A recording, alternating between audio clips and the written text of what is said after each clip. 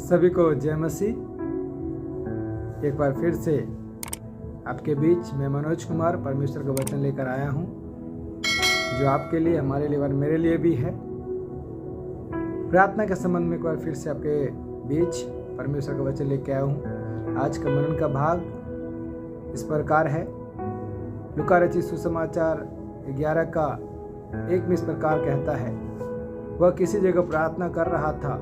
जब वह प्रार्थना कर चुका तो उसके चेलों में से एक ने उससे कहा, हे प्रभु, जैसे यूहन्ना ने अपने चेलों को प्रार्थना करना सिखाया, वैसे ही हमें भी तू सिखा दे। मेरे प्यारो, हम देखते हैं यीशु के चेले यीशु से प्रार्थना करने के लिए, सीखने के लिए आए और उन्होंने कहा, जैसे यूहन्ना ने अपने चेलों को प्रार्थना करना सिखाया, वैसे हे प्रभु हमें भी सिखा दे। मेरे प्यारो, और हम देखेंगे तो मत्ती रचित सुसमाचार में बड़े ही अच्छी रीति से यीशु मसीह ने अपने चेलों को प्रार्थना करना सिखाया, और साथ ही हम देखते हैं उनका जीवन धीरे धीरे धीरे प्रार्थना में बढ़ता चला गया। लेकिन एक समय ऐसा भी आया जब शिष्य लोग, चेले लोग प्रार्थना में कमजोर हो गए। मेरे प्यारो, हम पढ़ेंगे मत्ती रचित सुसमाचार उसका 26 अध्याय और उसके 41 में इस प्रकार लिखा हुआ है, जागते रहो और प्रार्थना करते रहो कि तुम परीक्षा में न पड़ो। आत्मा तो तैयार है परंतु शरीर दुर्बल है। मेरे प्यारो, यीशु ने क्यों कहा? देखिए, जब यीशु स्वयं प्रार्थना कर रहे थे तो चेले लोग ने कहा कि हमें प्रार्थना करना सिखा, और यीशु ने उन्हें सिखाया भी। लेकिन जब परीक्षा की घड़ी आई तो वे लोग ऊँघने लगे, सो गए, और यीशु ने कहा, जागते रहो, प्रार्थना करते रहो, परीक्षा में न पड़ो। मेरे प्यारो, आज हम देखते हैं अधिकांश लोग रात्रि में प्रार्थना नहीं कर पाते हैं। क्यों?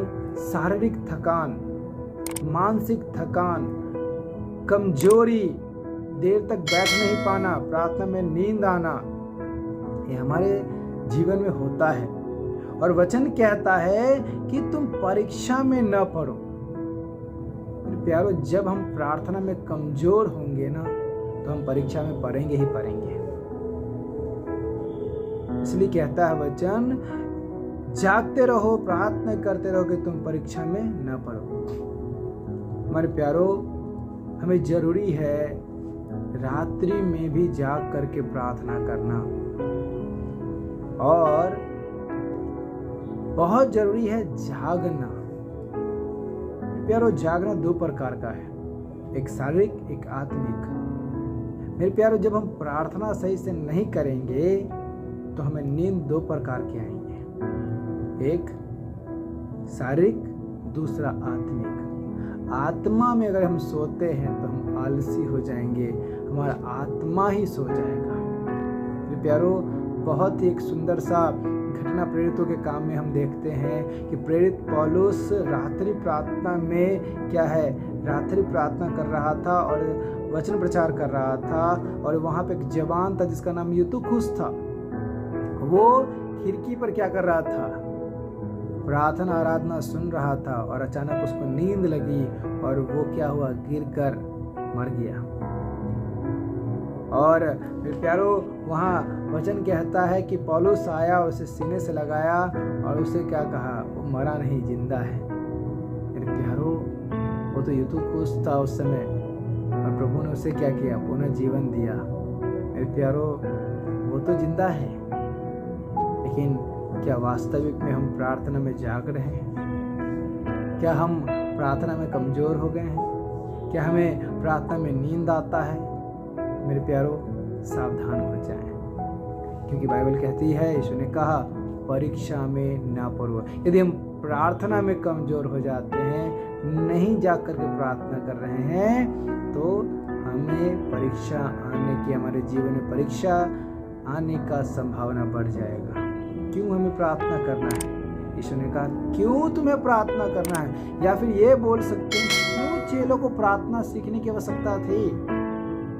यही है, उन्होंने सीखा, सब कुछ किया, लास्ट में यीशु कहता है जागते रहो, प्रार्थना करते रहो ताकि तुम यही कारण प्रार्थना करने की ये आवश्यकता है कि हमें परीक्षा में न पड़े। मेरे प्यारो, परीक्षा की घड़ी में एक ही चीज़ है जो आपको सहायता देगा, वो है प्रार्थना। मेरे प्यारो, आज यदि हम प्रार्थना करके स्थिर हो जाएंगे तो हम आने वाले समय में परीक्षाओं में भी स्थिर रह सकते हैं। मेरे प्यारो, मैं आशा करता हूँ कि वचन आपके जीवन में बहुत लाभदायक हो। आप जागते रहेंगे, प्रार्थना करते रहेंगे और अपने जीवन की परीक्षाओं का सामना कर सकेंगे। धन्यवाद। तो आप लोग को आशीष दे। जय मसीह।